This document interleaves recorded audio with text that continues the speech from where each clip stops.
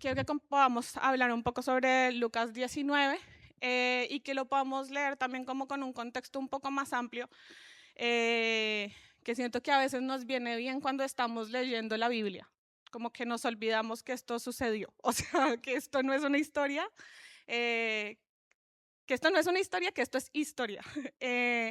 Entonces, en Lucas 19, Jesús estaba moviéndose entre camino a Jerusalén y está pasando por Jericó, pero yo quiero contarles, además de esto, qué era lo que estaba pasando en este minuto. Mi Pau, ¿me ayudas con la imagen del imperio, por favor? Mientras que Jesús estaba entre nosotros, Jesús estaba viviendo sometido al imperio romano. Todo el pueblo judío estaba viviendo bajo este imperio. Y esta imagen la encontré que representa la extensión del imperio romano durante la época de Jesús. No fue la extensión más grande que tuvo el imperio romano, es mucho más. Pero en ese minuto esta era la extensión que estaban teniendo. Yo creo que varios de nosotros estudiamos el imperio romano mientras que estábamos en historia, algún recuerdito por ahí debemos tener, pero era un imperio que era muy poderoso, muy sanguinario, muy rico, y si había algo que a ellos les interesaba era poder administrar bien los espacios sobre los que ellos estaban. Pero era tanto como la extensión de los lugares a los que ellos alcanzaban que no podían gestionarlo por ellos solos. Entonces se inventaron una figura que es la figura de los publicanos o de los recaudadores de impuestos. ¿En qué consistía esa figura? Esa figura de lo que se encargaba era gente de esa zona que pagaba a Roma y luego les cobraba a las personas de su propio pueblo un impuesto para responder a esto que los romanos querían. Y frente a esa solicitud, ellos por supuesto no solamente cobraban lo que correspondía, sino que sacaban una tabajada grande para ellos. Sacaban también algo que no era poco, que esas personas normalmente eran reconocidas por tener mucha mejor ropa, una mejor casa, mucho mejor comida. Estaban en un estado económico mucho mejor que todos los demás. Y eran reconocidos también por una cosa, porque los movía la avaricia. Estaban detrás del dinero. Y había tanta esa necesidad de conocer el dinero y de ser validados por el dinero, que estaban dispuestos, los que eran judíos, a venderse a ese imperio y prestarse para ser funcionarios de Roma. Esto para el pueblo judío era una traición suprema. ¿Cómo es que te estás entregando a un imperio como este y además nos estás cobrando a nosotros que somos parte de tu pueblo? ¿Cómo es que nosotros estamos teniendo que pagar más y teniendo que pagarte más a ti? Y tú además estás compartiendo con estos romanos gentiles sucios. Y además para los judíos era una mala idea que tú compartieras comida o te sentaras a la mesa con gentiles. No cumplían las leyes judías, no se aseguraban de que la comida estuviera de manera correcta, no podías invitarlos a tu casa o tú ir a la de ellos.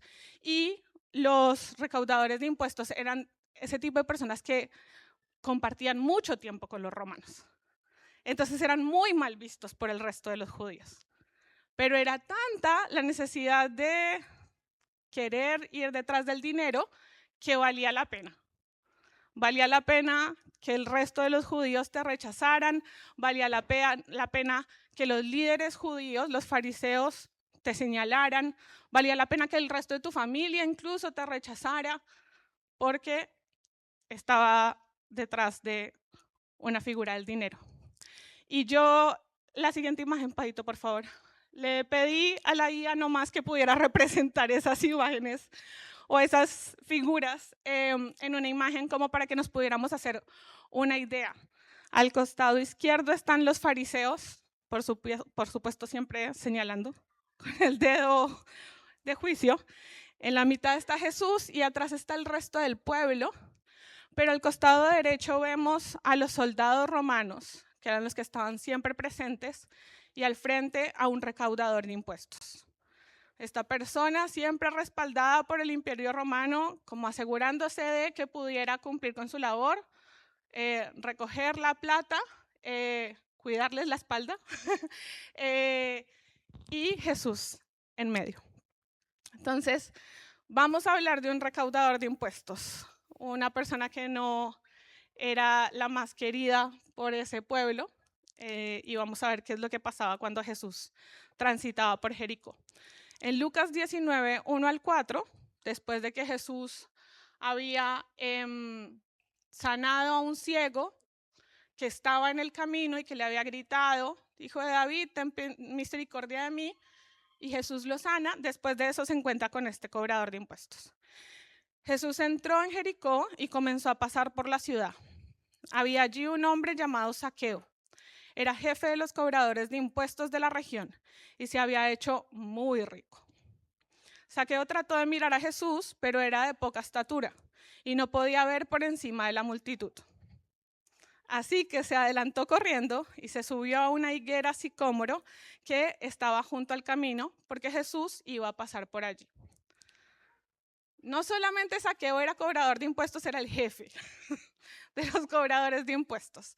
Era muy rico, pero no sabemos muy bien por qué había escuchado de Jesús. Para ese momento Jesús está yendo hacia Jerusalén y está justo antes de que lo arresten. O sea, en este minuto ya no solamente sabían de Jesús los judíos, también sabían de Jesús muchos romanos, muchos gentiles, muchos griegos. Ya había una fama extendida de Jesús, pero no sabemos por qué Zaqueo le parecía interesante escuchar a Jesús. Y le pareció tan interesante que incluso dijo, yo no lo puedo ver y me voy a adelantar, voy a prever su camino y me voy a subir a un árbol para asegurarme de poderlo escuchar cuando él pase por ahí. No sé si ustedes han estado alguna vez en algún espacio donde pase alguien importante por una calle o por un presidente, un cantante, un conocido, la selección, el que sea, y la gente se desespera, ¿verdad? Yo quiero verlos, yo quiero que me vean, quiero saludarlos. Bueno, eso estaba pasando en este escenario. Zaqueo estaba diciendo, hay alguien que dicen que es muy importante y que es muy conocido y yo quiero ir a verlo. No sabemos tampoco qué era lo que él conocía sobre Jesús, pero le parecía suficiente para poder hacer el esfuerzo incluso de subir un árbol, incluso de perder su reputación. Era una persona muy conocida y era una persona con mucho dinero, que podía estar rompiendo incluso su ropa mientras que se estaba subiendo un árbol.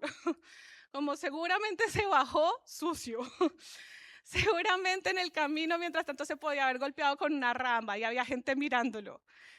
Pero todo eso, igual, él se puso en la posición de decir, yo igual quiero escuchar a Jesús. El versículo 5 dice, cuando Jesús pasó, miró a Zaqueo y lo llamó por su nombre. Zaqueo, le dijo, baja enseguida, debo hospedarme hoy en tu casa. Y me parece tan lindo cada vez que Jesús le muestra a la gente que ya los conoce.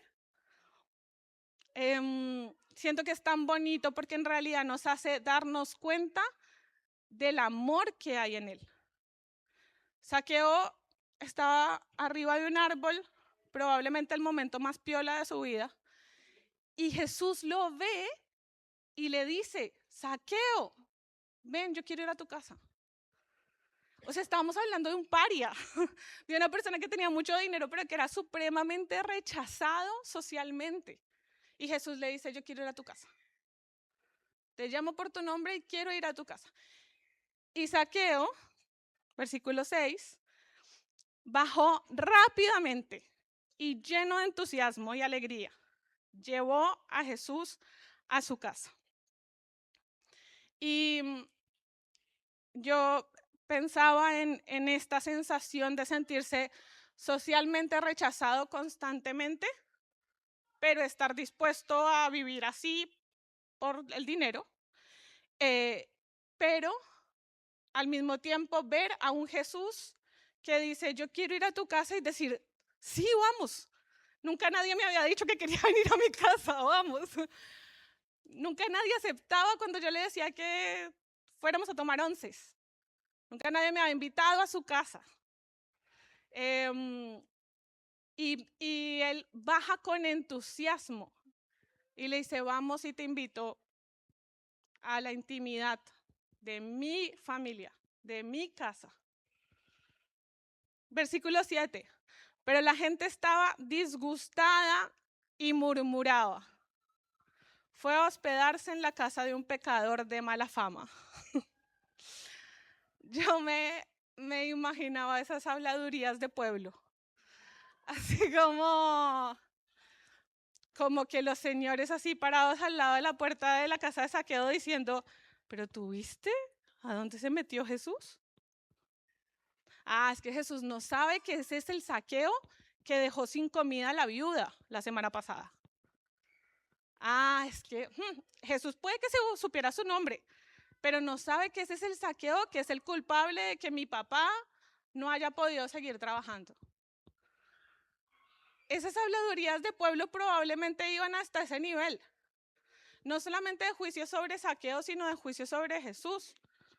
¿Cómo es que está compartiendo con gente que comparte con los romanos? Recordemos que los judíos además tenían la expectativa de que Jesús los liberara militarmente de ese imperio gigante que vimos extendido territorialmente. Entonces, tal vez hasta había alguno que decía, esto puede ser una jugada de Jesús de doble agente. Estaba metiéndose en la casa, claro, como tratando de entender qué era lo que estaba pasando. Imaginar a los discípulos en ese escenario siempre me parece divertido, así como, ¿por qué ahora nos estamos yendo a meter a la casa de un recaudador de impuestos? Pero ese es el Jesús que nosotros estamos siguiendo. El que dice, allá donde nadie más quiere ir, allá yo voy. Y fue y lo recibió en su casa, mientras que la gente estaba murmurando, porque Jesús tenía una intención clara y era pasar tiempo con él. Zaqueo tenía una expectativa. Si te escucho allá subido en un árbol, mientras que tú estás pasando y estás enseñando la mitad de la prédica, y mientras tanto tú pasaste y escuché 3 minutos de tu prédica mientras pasaste, es suficiente para mí. Y Jesús dice, es que yo quiero ir a tu casa. Y quiero hospedarme en tu casa. Quiero que me compartas de tu comida, quiero que me ofrezcas una cama, quiero que podamos conversar. Y con eso Jesús además estaba mostrándole a Zaqueo que lo amaba, además de que lo conocía, que lo amaba y que lo aceptaba. Jesús no estaba buscando como el señalarlo, el nombrar todas las cosas que él hacía mal, porque probablemente Zaqueo lo sabía y no le importaba. Pero Jesús dice, tú no has hecho nada porque yo vaya a tu casa. Zaqueo no había hecho nada, no le había perdonado la deuda a nadie, no le había pedido a Jesús, ven a mi casa, no había, no sé, compartido comida con alguien que no debía, no había hecho nada. Y Jesús dice, yo quiero ir a tu casa. Y eso a Zaqueo le mostró el amor y la justicia de Jesús, aun cuando no lo merecía, aun cuando no lo conocía. En el versículo 8 dice, mientras Zaqueo se puso de pie delante del Señor y le dijo, Señor, daré la mitad de mi riqueza a los pobres, y si estafé a alguien con sus impuestos, le devolveré 4 veces más. La Biblia no registra esa conversación de Jesús con Zaqueo, o sea, el entretanto, el mientras que te invito a mi casa y después Zaqueo llega a esta conclusión. Pero probablemente ese tiempo compartido, no sabemos cuánto tiempo haya sido, fue un tiempo muy profundo. Fue un tiempo de mucha intimidad. Fue un tiempo de no solamente escuchar a Jesús enseñar, sino de haber sido confrontado por esa enseñanza de Jesús de una manera tan grande que es capaz de decirle, Señor, voy a dar la mitad de mi riqueza y a los que estafé les voy a dar 4 veces más lo que les estafé. O sea, si se han visto de Chosen, los recaudadores de impuestos llevaban como hojitas, ¿no? Como que iban haciendo como eran bien meticulosos en eso. Y probablemente también eran meticulosos en saber cuánto le sacaron a cada persona de más. Como si el impuesto que te tenía que pagar, que tenía que cobrar era 15 y te cobré 35, tengo plenamente claro que a ti te saqué 20 y a este otro le saqué 10 y al otro le saqué 40. Y esta conversación o esta afirmación de Zaqueo también muestra que había algo mucho más profundo que pasó en esa conversación con Jesús. Y es que él no solamente quería dar la mitad de su riqueza, sino que además quería restituir a las personas que les había robado. Restituir es una enseñanza de la ley judía en el que si yo le había hecho daño a alguien, yo tenía que hacer lo que pudiera por reparar ese daño que yo le había hecho a esta persona. En Números está la forma en la que ellos lo hacían. Números 5, 7 dice, esa persona que haya hecho un daño deberá confesar su pecado, restituir completamente el daño hecho más de un 20% adicional y darlo a la persona que perjudicó. Entonces, esa era la ley. La ley era, si tú me haces daño, me tienes que dar además el 20% adicional. Y Zaqueo estaba dándoles 4 veces más de lo que les había robado. Amén, ¿verdad? No se conformó ni siquiera con decir, bueno, yo que nunca he cumplido una ley judía, voy a cumplirla. Sino que dijo, voy a superar por mucho la ley judía. Porque hay algo tan profundo que pasó en el corazón de Zaqueo en ese tiempo que compartió con Jesús, que dijo, es que el dinero que me había movido por tanto tiempo, que había determinado tanto de quién yo era, ya no vale la pena. Ese mismo dinero que me hizo pelearme con mi familia, pelearme con el pueblo, que me trataran mal, que me dijeran de todo, ya no vale la pena. Y voy a dar mucho más de lo que te tendría que dar, porque lo que encontré es tan valioso en Jesús que generó ese cambio en mi corazón. Ese es el Zaqueo que en este momento estamos viendo.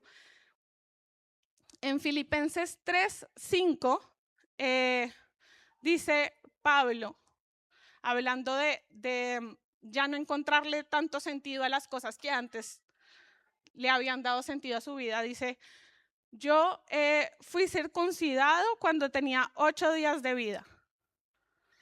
Soy un ciudadano de Israel de pura cepa y miembro de la tribu de Benjamín, un verdadero hebreo como no ha habido otro. Fui miembro de los fariseos, quienes exigen la obediencia más estricta a la ley judía. Era tan fanático que perseguía con crueldad a la iglesia y en cuanto a la justicia obedecía la ley al pie de la letra. Antes creía que esas cosas eran valiosas, pero ahora considero que no tienen ningún valor debido a lo que Cristo ha hecho. Así es, todo lo demás no vale nada cuando se le compara con el infinito valor de conocer a Cristo Jesús, mi Señor. Por amor a Él, he desechado todo lo demás y lo considero basura a fin de ganar a Cristo. Digan basura. lo considero basura a la de ganar a Cristo y llegar a ser uno con Él. La comprensión de lo que hizo Jesús en la cruz fue tan poderosa en la vida de Pablo, que Pablo, que había hecho todo bien de acuerdo a la ley judía, dijo, esto no vale, no sirve para nada. Y no porque la ley estuviera mal, sino porque él había tenido tanta estima sobre ese cumplimiento de la ley que había ocupado el lugar de Dios. Eso mismo le pasaba a Zaqueo. Zaqueo había hecho que el dinero ocupara el lugar de Dios, a pesar de todas las consecuencias que llegara a tener con el resto de las personas. Y Pablo, en el momento en el que entiende lo que hizo Jesús, dice, yo prefiero definirme por lo que hizo Jesús en la cruz y por el amor que me tiene Jesús a mí.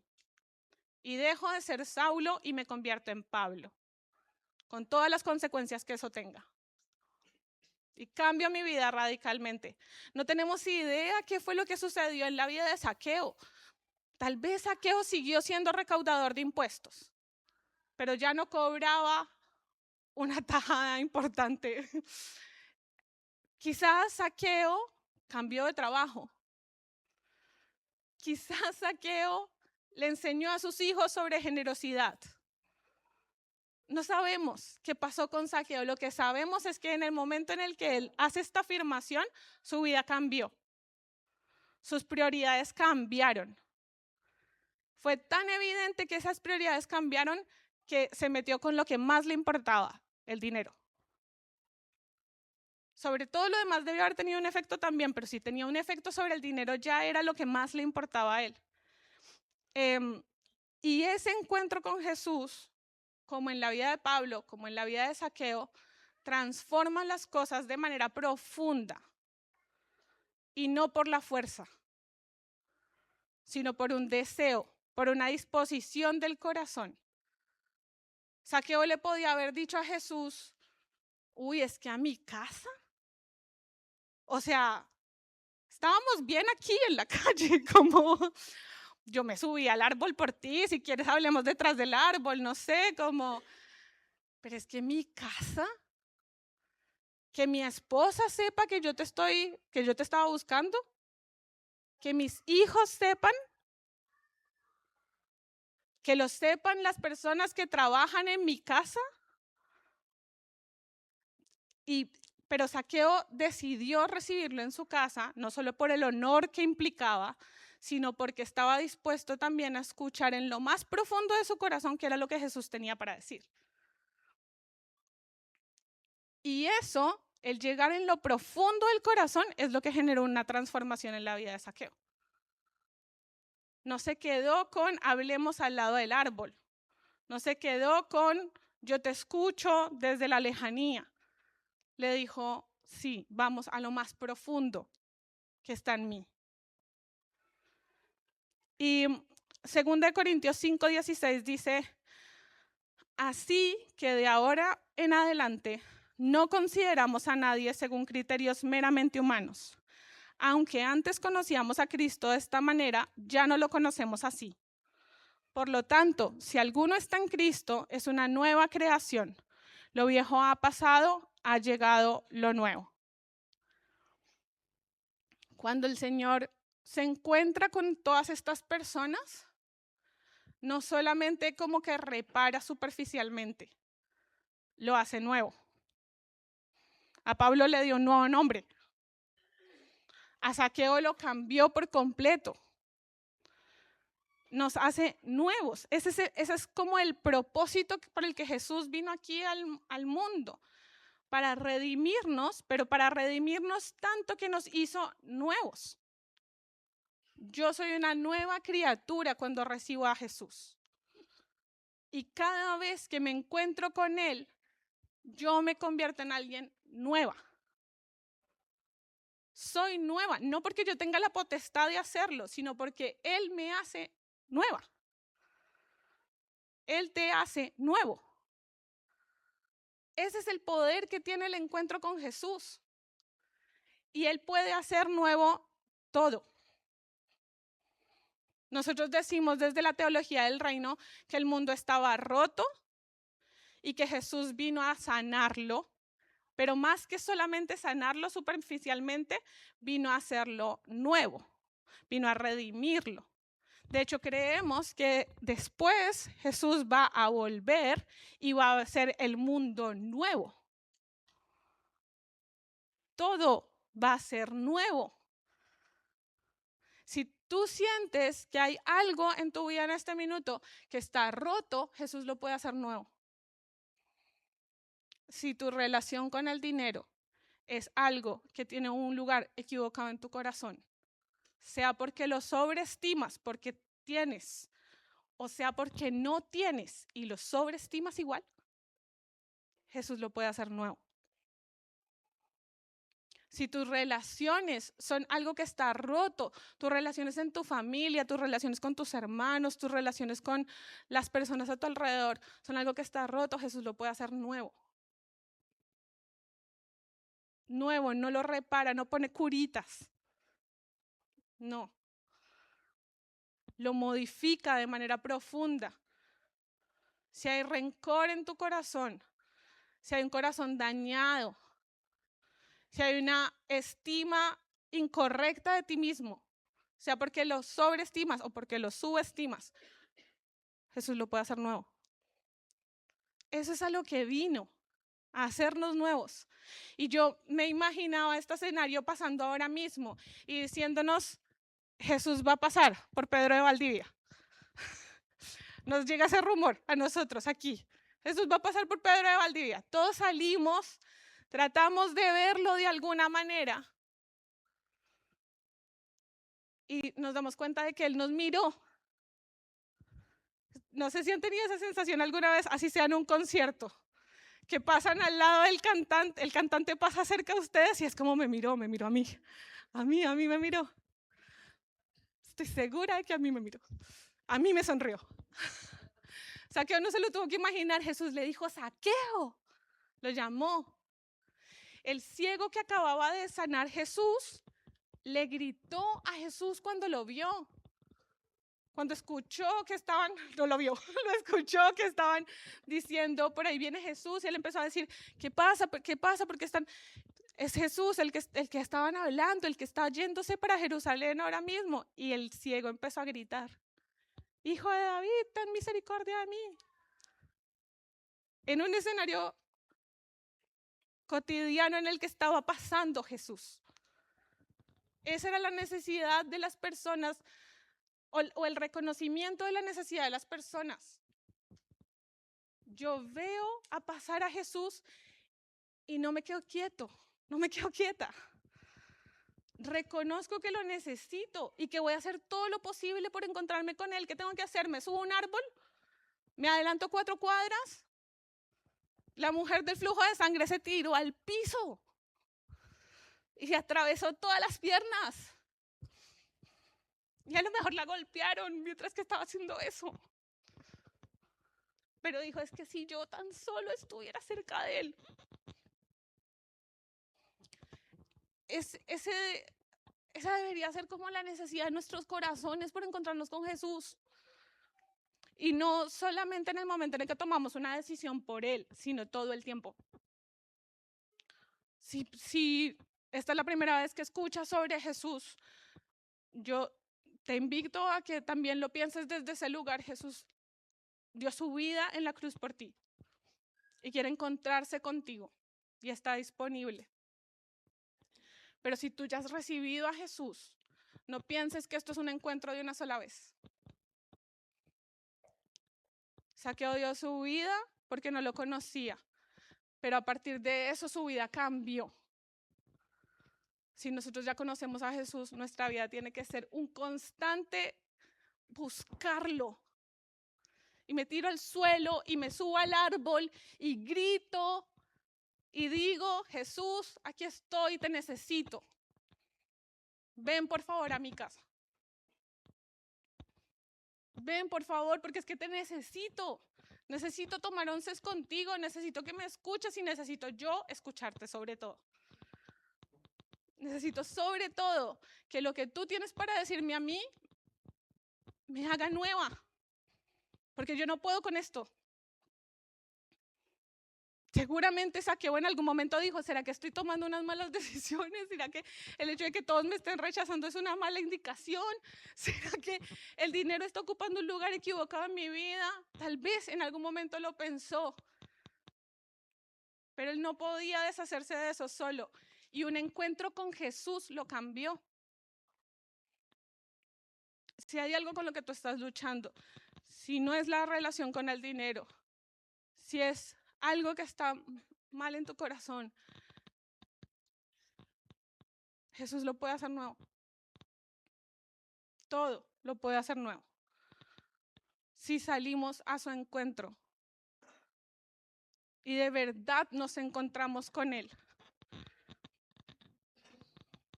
El versículo 9 de Lucas. Jesús, después de que Saqueo le dijo esto, Jesús respondió: la salvación ha venido hoy a esta casa, porque este hombre ha demostrado ser un verdadero hijo de Abraham. Pues el Hijo del Hombre vino a buscar y a salvar a los que están perdidos. Y yo pensaba, Jesús en este escenario le dice: ahora tú eres un verdadero hijo de Abraham. Y está restaurando su identidad con eso. Le está diciendo: tú que rechazaste por tanto tiempo el pueblo judío, la cultura judía, todo lo que implicaba, yo te estoy haciendo nuevamente hijo de Abraham. Y con eso te estoy diciendo, eres un hijo de la fe, como Abraham. Pero otra vez estoy restaurando tu vínculo con el resto del pueblo judío. Y más allá de eso, te estoy diciendo que por personas como tú es que vino el Hijo del Hombre, Jesús. Justo para encontrarse con los perdidos y salvarlos.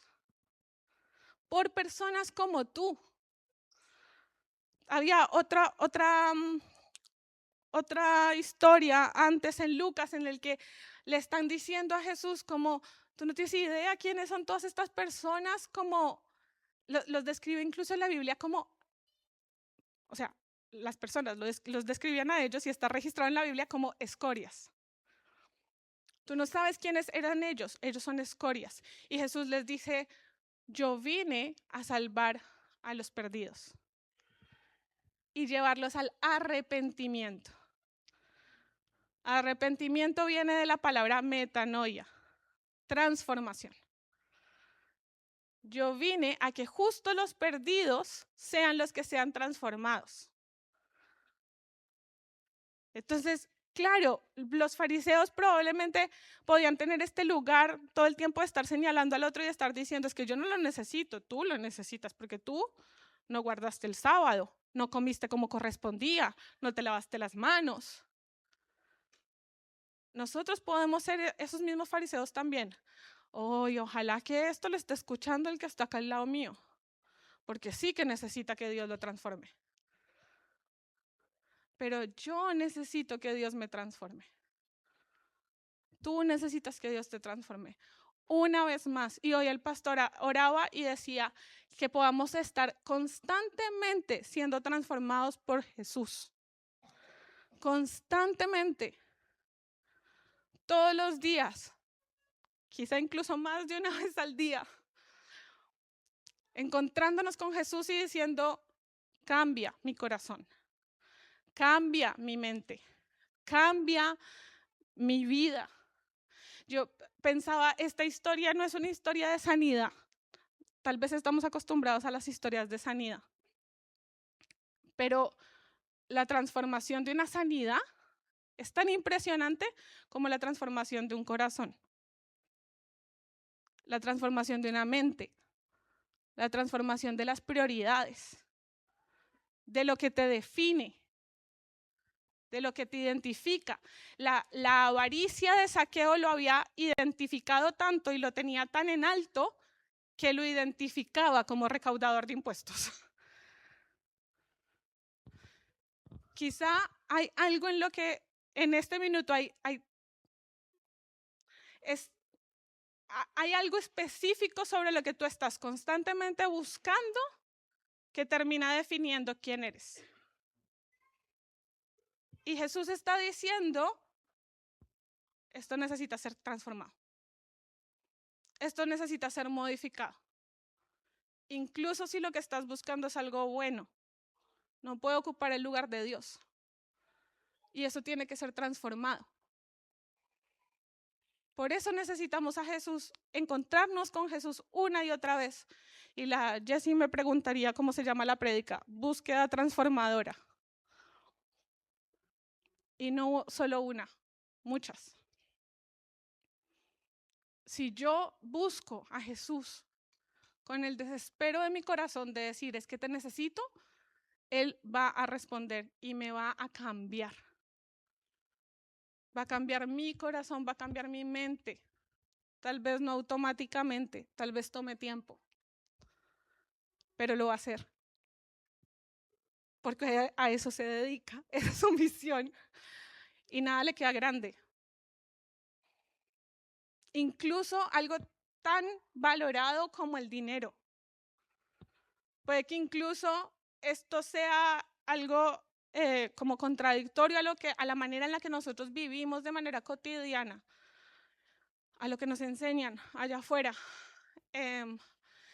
Pero si tú te das cuenta que hay algo en tu vida que ocupa el lugar de Dios y que tiene una prioridad incorrecta, presentémoslo delante de Jesús y busquemos a Jesús y seamos capaces de decirle, ven y cambia esto en mi corazón. No quiero seguirme definiendo por mi trabajo. No quiero seguirme definiendo por mi familia. No quiero seguirme definiendo por la valoración que tienen los otros de mí. No quiero seguirme definiendo ni siquiera por mis propias ideas de mí misma. Quiero que tú me definas. Pablo decía, lo abandoné todo y perdió valor, y yo decidí que lo que me definiera fuera el amor de Jesús en la cruz. Me definió decir, ese es el loco que dejó todo por seguir al Jesús. Y eso es lo que nosotros necesitamos hacer constantemente. Ser capaces de ser redefinidos por Jesús. Transformados de manera completa, incluso con las cosas que son nuestra identidad. Y Mateo 13:45, perdón. Es una de las parábolas sobre el reino y dice, además el reino del cielo es como un comerciante en busca de perlas de primera calidad. Cuando descubrió una perla de gran valor, vendió todas sus posesiones y la compró. No estamos entregando lo que son nuestras prioridades por algo que no vale la pena. O no lo estamos haciendo ni siquiera como con dolor. O sea, nos duele entregar la prioridad, pero no lo estamos haciendo porque sea como algo que tengamos que sufrir. Estamos encontrándonos el reino es como una perla preciosa, que si yo me encuentro con el reino, es que entrego todo, porque es mucho mejor. O sea, no lo estoy haciendo de mala gana, no lo estoy haciendo porque no le encuentre sentido, no lo estoy haciendo porque no, yo lo estoy haciendo con entusiasmo. Lo estoy haciendo con toda la decisión de mi corazón de decir, es que esto vale mucho, mucho la pena.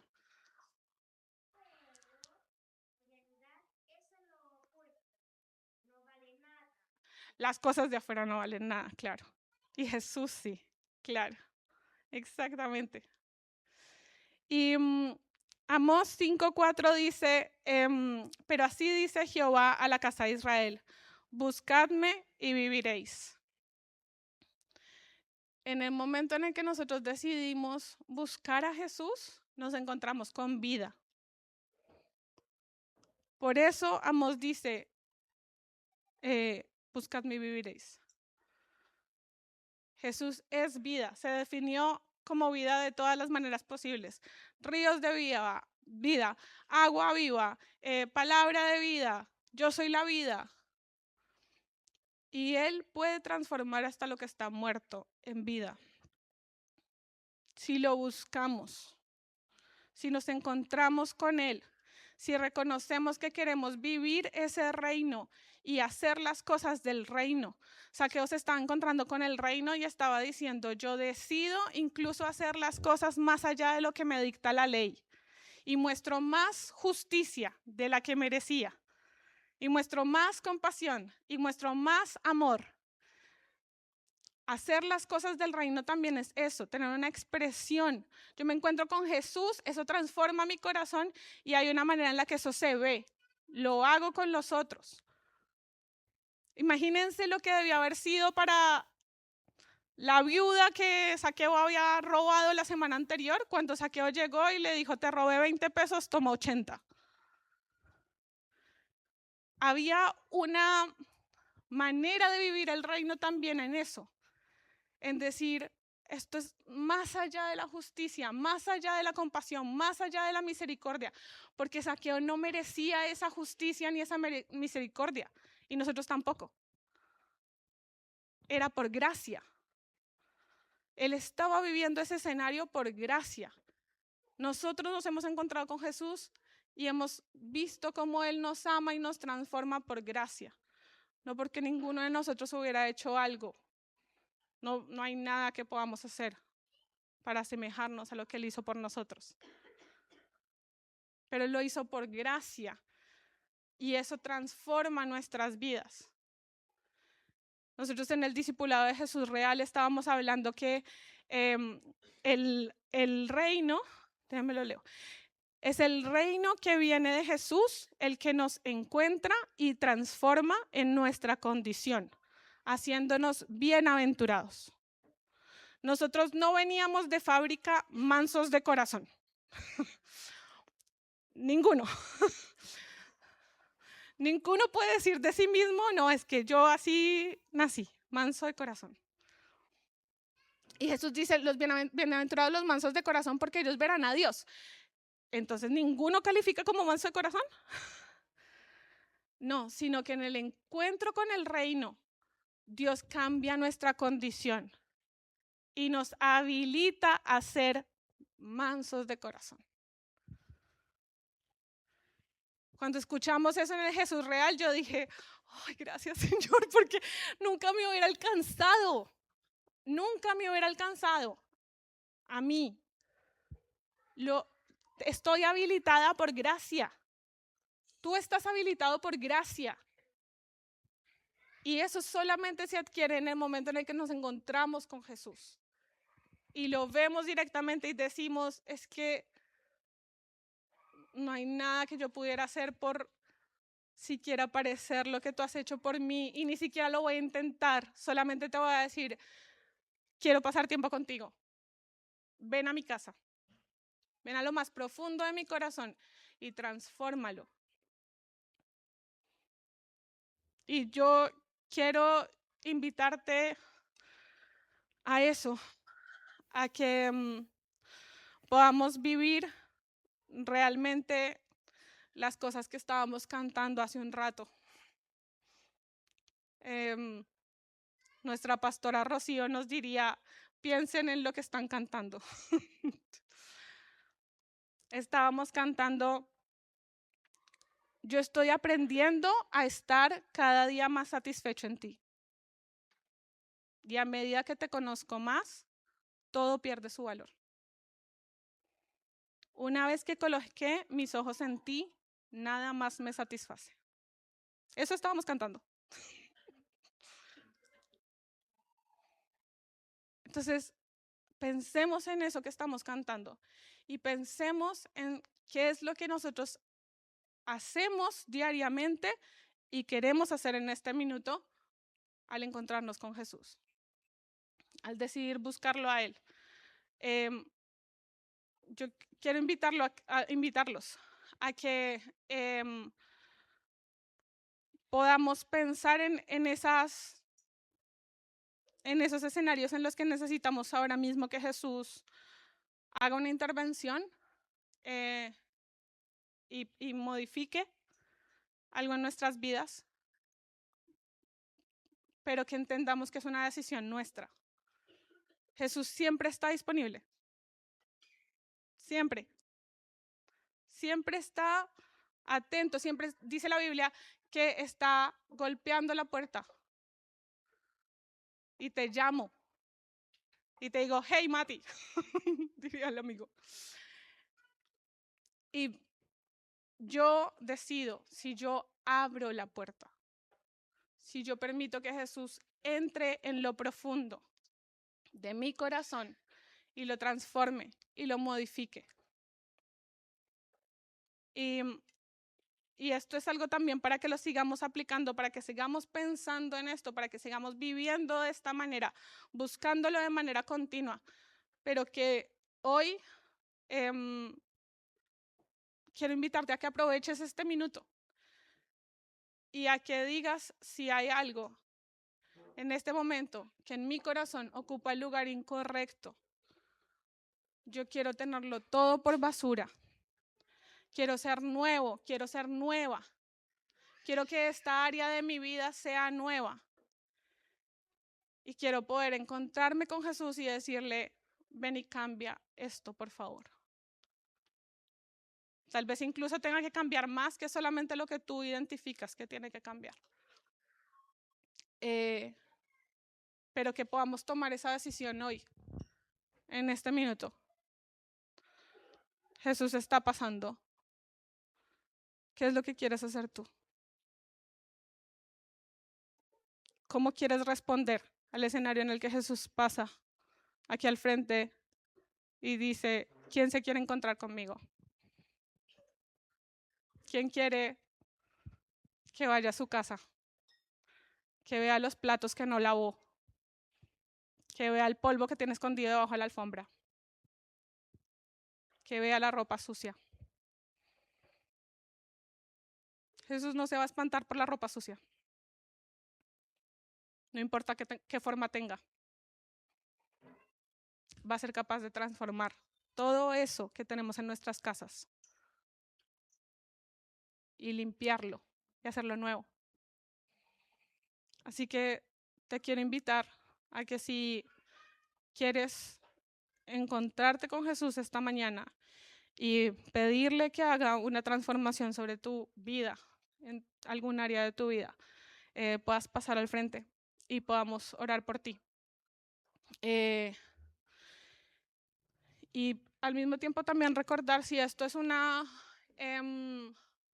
esto es un mensaje que por primera vez tú estás escuchando. Si Jesús no has escuchado antes de qué era lo que Jesús había hecho por ti, también que puedas tomar tu decisión por Él y encontrarte con Él y decidir seguirlo. Pero también, si ya lo has hecho antes y quieres encontrarte con el Jesús hoy, que vengas. Queremos orar por ti. Voy a dar unos minutitos.